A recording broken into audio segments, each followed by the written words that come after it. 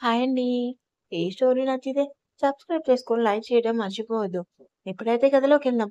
ఒక్కసారిగా ఆమెని మీదకి లాక్కొని తన ఎదపై ఆమెని పడుకోబెట్టుకొని గాలి కూడా చొరవనంతగా ఆమెని తన కౌగిల్లో బంధించి ఒక్క చేత్తో ఆమెని జోకొడుతూ మరో చేత్తో ప్రేమగా తలనిమురుతూ పడుకో సీత.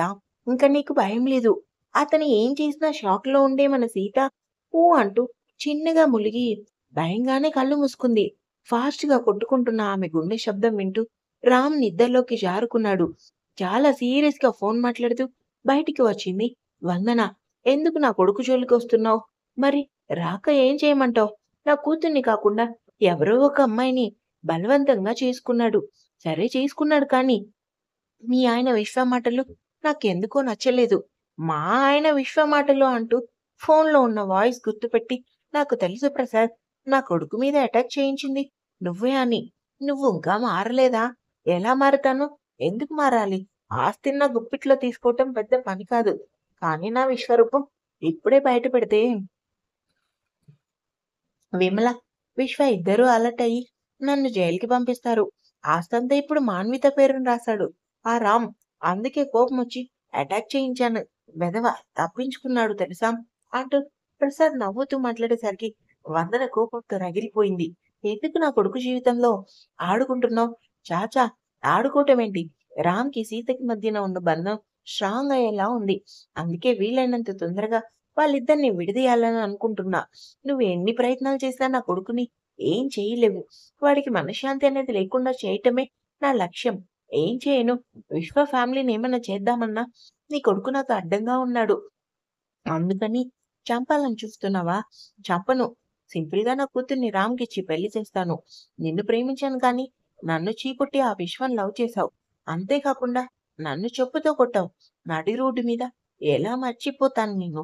అందుకే నిన్ను విశ్వం విడగొట్టాను. నీ కొడుకుని దూరం చేశాను. అనుభవిస్తున్నావు కదా! నరకం సరిపోవటం లేదా? మళ్ళీ ఎందుకు నా దారికి అడ్డుకుంటున్నావు? చెప్పాను కదా! నేను దూరంగా ఉన్నా నా మనసులో ఎప్పుడు విశ్వ, రామ్ ఇద్దరూ ఉంటారు.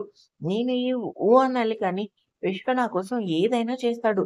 అంతేకాదు నా కొడుక్కి రామ్‌కి నిజం చెప్పానంటే నిన్ను ముక్కలు ముక్కలుగా నరికి పడేస్తారు. నువ్వు నన్ను తప్పుగా అంచనా వేయకు వందనా. చూస్తుండు రామ్ మనసుని ఎలా ముక్కలు చేస్తానో. నేనుండగా నువ్వు నా కొడుకుని కోడల్ని ఏం చేయలేవని కోపంగా ఫోన్ పెట్టి వీడింకా మారలేదు. మాటి మాటికి ఎందుకు నా కొడుకుని కోడల్ని విడదీయాలని చూస్తున్నాడు? వాడి కూతుర్నిచ్చి రామ్‌కి పెళ్లి చేస్తాడా? ఎలా చేస్తాడో నేను చూస్తాను. వీడి కారణంగానే నా బ్రతికి ఇలా తయారైంది. వీడిని చంపేసినా పాపం లేదు అనుకుంటుంది. ఇప్పటి వరకు సైలెంట్‌గా ఉండి తప్పు చేశాను. ఈ ప్రసాద్ అంతు చూడాలంటే నేను ఫోకస్ పెట్టాలి. అంతకంటే ముందు నా కొడుకుని నేను జాగ్రత్తగా చూసుకోవాలి. వీడు కూడా నాలాగే తయారయ్యాడు. అందరూ కావాలనుకుంటాడు. అందరి కోసం కష్టపడి వాళ్ళ సంతోషం, కోపం ఆరాటపడతాడు కానీ వీడి సంతోషం ఏంటో ఎవ్వరూ గుర్తించరు. కనీసం కడుపు ఆకలి కూడా చూడరు అని కంట్లో తడి తెచ్చుకుని బాధపడింది వందన. సూర్యకిరణాలు ఫేస్ మీద పడేసరికి బద్ధకంగా కళ్ళు తెరిచాడు రామ్. అతని కౌగిల్లో గువ్వ పిట్టలా ఒదిగిపోయిన సీతను చూడగానే పెదవులపై సన్నని చిరుమందహాసం. ఆమె కోపం మాట్లాడే విధానం చూసే చూపు తలుచుకోగానే తనలో తానే చిన్నగా నవ్వుకుని సీతను సరిగా పడుకోబెట్టి వాష్‌రూమ్‌కెళ్ళి కాసేపటికి బయటికి వచ్చి బయట లాన్‌లో జిమ్ చేయటం మొదలుపెట్టాడు. జిమ్ చేసిన రామ్ సీత ఎప్పుడు లేస్తుందా అని చూశాడు. ఎప్పుడు తనకంటే ముందు లేచి కాఫీతో రెడీగా ఉండి నిద్ర లేపే సీత ఇంకా పడుకోవటం రామ్‌కి ఆశ్చర్యంగానే ఉంది. మత్తుగా పడుకున్న సీత నిద్రలో నోట్లో వేలు పెట్టుకొని పక్కకి తిరిగి పడుకుంది. గ్లాస్ డోర్ నుంచి ఆమె పడుకునే విధానం, నోట్లో వేలు పెట్టుకోవడం చూసిన రామ్ సీతని అలానే చూస్తూ ఉండిపోయాడు. రాక్షసినే అనుకున్నా. దీనిలో ఇంకా చాలా సెకలున్నాయనుకుని జిమ్ చేసి రూమ్‌కొచ్చి స్నానం చేసి బయటికి వచ్చిన రామ్ బెడ్ మీద డ్రెస్ లేకపోయేసరికి సీతను చూశాడు. అయినా అదమరిచి నిద్రపోవటం చూసి లేపబుద్ధి కాలేదు. కబోర్డ్ దగ్గరికెళ్ళి నీట్‌గా ఉన్న డ్రెస్‌లన్నీ కింద పడేసి తనకు నచ్చింది తీసుకొని డ్రెస్ ఏసుకొని స్టైల్‌గా రెడీ అయ్యాడు రామ్. అయినా సీత ఇంకా నిద్రపోయేసరికి తప్పక ఆమె దగ్గరికెళ్ళాడు.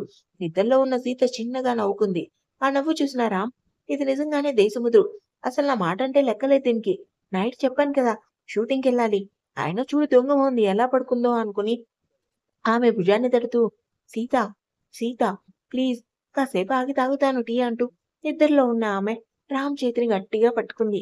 ఏ అందాల రాక్షసి నిన్నే లే అంటూ సీత బుగ్గని గట్టిగా గిల్లేసరికి ఆ అని అరిచి, "అబ్బా! నీకేమైనా పిచ్చా?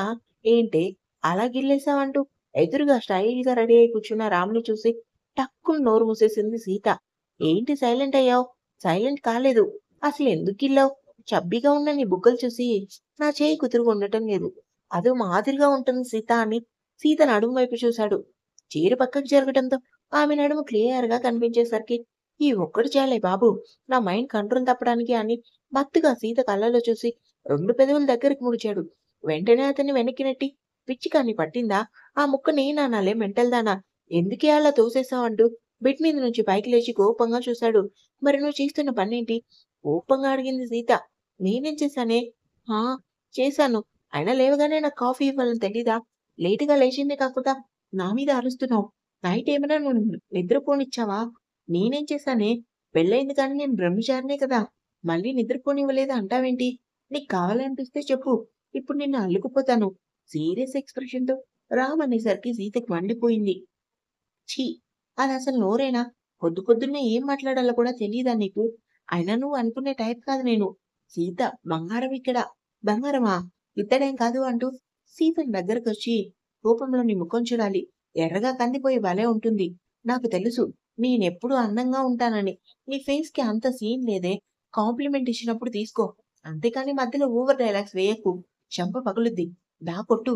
అదొక్కటే తక్కువైంది మరి. పెద్ద పెద్ద కళ్ళతో ఘాటుగా చూసింది సీత. చూడు పొద్దు పొద్దునే నాకు కోపం రప్పించుకు. నీకు తెలుసు కదా నాకు కోపమొస్తే ఎలా ఉంటుందో. ఏం చేస్తానో తెలీదు. 15 నిమిషాలు టైం ఇస్తున్నా.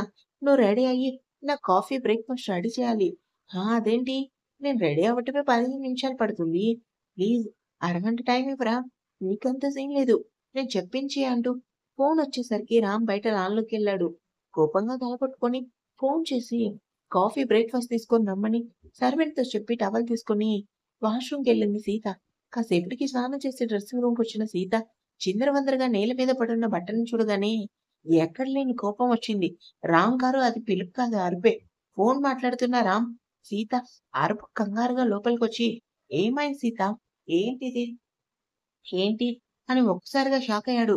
రామ్ టవల్‌తో ఉన్న సీతను చూడగానే, "ఏయ్! ఏంటిది? నేను అదే అడుగుతున్నా. ఏంటిది? ఐరన్ చేసి నీట్‌గా పెట్టాను అన్నీ కెలికేసి కింద పడేశారు. అసలు కొంచెమైనా బుద్ధుందా?" కోపంగా అడిగింది సీత. "అవును నీకు బుద్ధి లేనప్పుడు నాకెందుకే?" అంటూ కింద నుంచి పై వరకు సీతను స్కాన్ చేశాడు. ముఖం మీద పడిన తడి చుట్టూ ఎరుపెక్కిన ముక్కు, ఎర్రని పెదవులు, పెద్ద పెద్ద కళ్ళు. సినిమాలో హీరోయిన్‌ని స్లో మోషన్‌లో చూసినట్టు ఆమెని అలాగే గుచ్చి గుచ్చి చూశాడు రామ్. "నాకు బుద్ధుంది కాబట్టే బట్టలన్నీ ఐరన్ చేసి నీట్‌గా పెట్టా. నీకైతే బుద్ధేంటి? అసలేమీ లేదు. రూమంతా పాడు చేసింది కాకుండా బట్టలు కూడా చిందరవందర చేశావు నిన్ను" అంటూ అక్కడే ఉన్న మరో టవల్ తీసుకొని రామ్ మీదకి విసిరింది సీత. ఆ టవల్ తన మీద పడకముందే గాల్లోనే ఆ టవల్ పట్టుకొని ఆరవటం మానేసి, "ముందుగా నా బట్టలన్నీ సర్దు." "నేను సర్దను. అసలు నేనెందుకు సర్దాలి? కింద పడేసింది నువ్వు. సో, నువ్వే నీట్‌గా ఐరన్ చేసి మడత పెట్టి కబోర్డ్‌లో పెట్టు. ఎవరితో మాట్లాడుతున్నావో తెలుసా?" 2 చేతులు కట్టుకొని ఆమె దగ్గరకొచ్చాడు. "ఆ! తెలుసు. నా జీవితం నాశనం చేసిన విలన్‌తో మాట్లాడుతున్నా." సీత 2 బుగ్గలు పట్టుకొని, "ఏంటే వాగుతున్నావని?" ఆమెని వెనకే ఉన్న గోడకి లాక్ చేసి, సీత కళ్ళలోకి చూశాడు. అప్పటి వరకు కోపంగా అరిచిన సీత, రామ్ దగ్గరకొచ్చేసరికి సైలెంట్ అయిపోయింది. "ఏంటి మాట్లాడు." అందాల రాక్షసి నిన్నే. "మాట్లాడవేంటి?" తన 2 చేతులు రామ్ ఎదపై వేసి వెనక్కి నెట్టడానికి ట్రై చేసింది కానీ, ఏం లాభం? అక్కడ ఉన్నది రామ్ కదా! "ఏం తింటున్నావు? ఇంత బలంగా ఉన్నావు." ఏడుపు మొహంతో రామ్‌ని చూసింది. "ప్లీజ్ దూరంగా ఉండు" అని చూపులతో ఆమె బ్రతిమలాడుతుంటే, "చెప్పాను కదా! నిన్ను చూస్తే నాకే మూడ్ రాదని." మెల్లగా అని ఆమె ఫేస్ మీద పడిన జుట్టుని వెనక్కి నెడుతుంటే, సీత భయంగా కళ్ళు మూసుకుంది. "భయపడకు.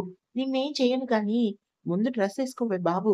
చూడలేక చస్తున్నా" అని రామనగానే షోలోకి వచ్చిన సీత 2 చేతులతో ముఖాన్ని దాచుకొని కంగారుగా వెనక్కి తిరిగింది. రామ్ నవ్వుకొని ఆమె చెవి దగ్గరకొచ్చి, "నీ మెడ దగ్గర కాదు కాదు, హార్ట్ పైన ఉంది కదా ఆ పుట్టుమచ్చ. నాకు బాగా నచ్చిందే" అని నవ్వుతూ రామ్ బయటికెళ్ళగానే సీత కోపంగా తన కాలుతో ఎదురుగా ఉన్న టేబుల్‌ని తన్నింది కానీ, నొప్పి మాత్రం సీతకే. ఛ! కంగారులో ఏం చేస్తానో నాకే తెలీదనుకుని గబగబా డ్రెస్ చేంజ్ చేసుకొని కింద పడున్న బట్టలన్నీ నీట్‌గా మడతపెట్టి కబోర్డ్‌లో పెట్టి బయటకు వచ్చింది కానీ, రామ్‌ని చూడాలంటేనే ఎందుకో సిగ్గుగా అనిపిచ్చింది. సర్వెంట్ తెచ్చిన బ్రేక్‌ఫాస్ట్ వైపు చూసాడు రామ్. సీత చాలా ఆకలిగా ఉంది. ఎంతసేపు రెడీ అవుతావు? వస్తున్నానంటూ నిండుగా చున్నీ కప్పుకొని రామ్ దగ్గరకొచ్చింది కానీ, అతని ఫేస్ చూడకుండానే బ్రేక్‌ఫాస్ట్ వడ్డించి బెడ్ మీద కూర్చుంది. తింటున్నా రామ్. నువ్వు తినవా? నాకు ఆకలిగా లేదు రామ్ గారు. ఎందుకు? ఏం లేదు అంటూ రామ్ తనని చూడటం, కామెంట్ చేయడం గుర్తురాగానే ఆది రూపం కళ్ళ ముందే కదిపేసరికి సీత మనసంతా భారంగా అయింది. అక్కర్లేని మనుషుల కోసం, బంధాల కోసం ఆలోచించడం కరెక్ట్ కాదని నా అభిప్రాయం. రామ్ మాటలకి చివ్వున తలెత్తి చూసింది సీత. అంటే నేనెందుకీ మాటలన్నానో నీకు బాగా అర్థమయ్యాయని నాకు తెలుసు.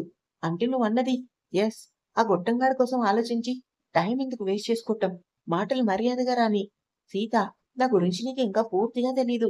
ఈ రామ్ ఎవరినైనా తక్కువ చేసి మాట్లాడాడంటే వాడు చాలా చెడ్డవాడని అర్థం. అంటే ఏంటి నీ ఉద్దేశ్యం? మా బావ చెడ్డవాడనా? అవును అంటూ ముక్కుసూటిగా ఆన్సర్ ఇచ్చాడు.